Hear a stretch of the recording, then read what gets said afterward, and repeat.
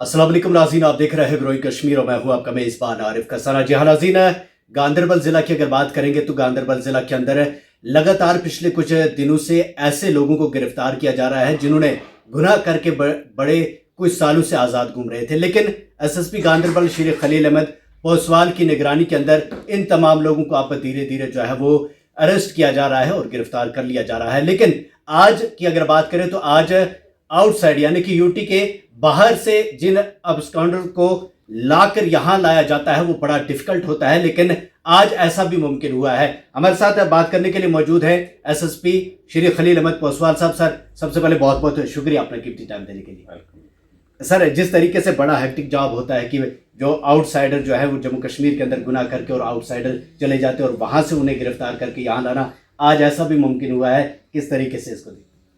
आपको जैसे आपने कहा कि एक दौर था जब यहाँ टेररिज्म पीक पे था, अनरेस्ट था, लॉ एंड ऑर्डर था, और उस दौर में जिन लोगों ने क्राइम किया आज से 10 साल 15 साल पहले, और किसी से एक्सटॉर्शन, किसी की किडनैपिंग, लूटा है लोगों को under the garb of terrorism unrest के चलते।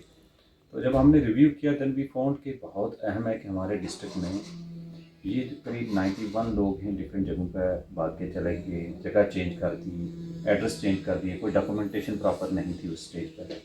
तो टीम्स कंस्टिट्यूट की थी, पिछले 2 महीने में रेगुलरली काम कर रही हैं, रादर 3 महीने में we were able to trace 22 persons.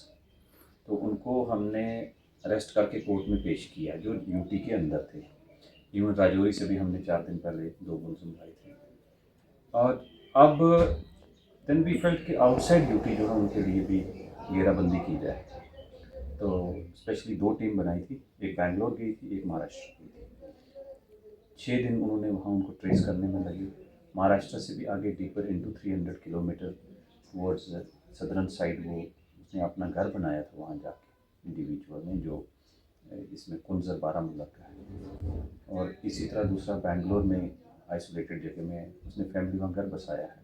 तो ये एक तो इन्वॉल्व है इंडिविजुअल एक्सटॉर्शन में, शॉपकीपर्स को चाकू मार के पैसे लेता था, ये 2012 की बात है। दूसरा इंडिविजुअल जो किडनैपिंग केस में, तो ये हमारी टीम वहाँ से उनको ट्रेस करके अरेस्ट करके वहाँ मैजिस्ट्रेट के पास पेश किया, फिर ट्रांजिट रिमांड लेके तो कल शाम को यहाँ पहुँचे थे। आज हमने कोर्ट में पेश किया है और कोर्ट ने उन्हें सेंट्रल जेल भेज दिया है।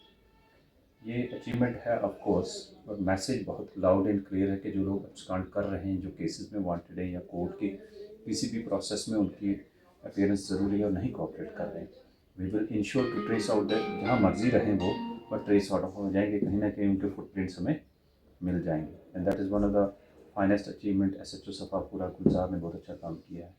इसी तरह दूसरी जगहों पे टीमें जो भेजी हुई हैं वो भी काम कर रही हैं, आगे हम आपको अपडेट देंगे। सर, अभी भी कुछ लोग हैं जो ड्रग्स की बात करें या फिर इस तरीके के क्राइम उनको बड़ा इजी लेते हैं, उनके लिए क्या मैसेज रहेगा आज आपकी तरफ से? क्राइम तो कोई भी इजी नहीं है, कानून के तहत कार्रवाई होगी।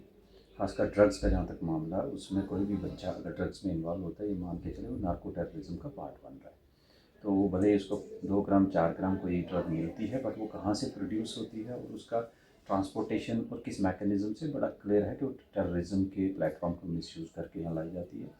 तो आप कंज्यूमर भी हैं या पेडलर हैं, दोनों सिचुएशन में आपके खिलाफ कार्रवाई होगी। तो आपका जो कार्रवाई ऑर्गेनाइज क्राइम का हिस्सा आप कंसिडर किए जाएंगे। देन आपका पर्सनल तो केस करेंगी आप इंडिविजुअल लेवल पर, लेकिन जो प्रॉपर्टी एक्वायर की है या दूसरी एक्टिविटी की है उसमें भी आपके खिलाफ एक्शन होगा। प्लीज़ इंश्योर कि टेररिज्म का, नार्को टेररिज्म का हिस्सा मत बने, आगे करियर भी नहीं है। अगर कोई बच्चे बन गए तो still they have opportunity to come back, we will help them in rehabilitation. Thank you, बहुत बहुत शुक्रिया। जी हाँ नाज़रीन, बिल्कुल आपको बता दें कि पिछले लगातार कुछ दिनों से गांदरबल की अगर बात करें तो अब ग्राउंड जीरो पर जब हम देखते हैं तो वहाँ पर लोग बड़े सतर्क हो चुके हैं, क्योंकि पिछले हफ्ते में आपने देखा जिस तरीके से ड्रग्स को लेकर सर्च हुई और उस सर्च की वजह से अब हर वो घर में पेरेंट्स अपने बच्चों को ये कह रहे हैं कि कहीं जगह पर आपने कुछ रखा तो नहीं, क्योंकि अब लोगों को पता है कि इस चीज़ से हम बच नहीं सकते और इस तरीके की चीज़ें जो है वो बर्दाश्त नहीं की जाएगी। लेकिन उम्मीद है कि तमाम गांदरबल की आवाम भी जम्मू कश्मीर पुलिस का साथ देगी। हमारे ज़िला में इस तरीके का अफसर मौजूद हो तो हम तमाम लोगों को मिल करके जम्मू कश्मीर पुलिस का साथ देना चाहिए और इस तरीके के जो ड्रग पेडलर हैं उनको पुलिस के सामने लाना चाहिए। और एसएसपी साहब ने कहा कि हम मौका भी देते हैं कि अगर कोई ऐसा है तो वो सुधर जाए, और उम्मीद है कि हमारा ज़िला एक दिन ज़रूर ड्रग से पाक होगा। और जो क्राइम करने वाले हैं, जिन्होंने पिछले कई सालों में यानी कि 18-20 साल पहले क्राइम किया था, उन्हें भी गिरफ्तार किया जा रहा है। तो इससे आप ज़रूर अंदाज़ा लगा सकते हैं कि पुलिस से कोई बच नहीं सकता। वो क्राइम करके ये ना सोचे कि मैं बाहर चला जाऊंगा। आज बेंगलोर और महाराष्ट्र से भी गिरफ्तारियां हुई हैं। तो तमाम लोग जो है वो इस चीज़ को मद्देनजर रखें, और हमारे ज़िला के लिए एक बहुत बड़ी अचीवमेंट है। आप तमाम लोगों का हमारे साथ जुड़े रहने के लिए बहुत बहुत शुक्रिया। दीजिए इजाज़त। अल्लाह हाफिज़। अल्लाह निगहबान।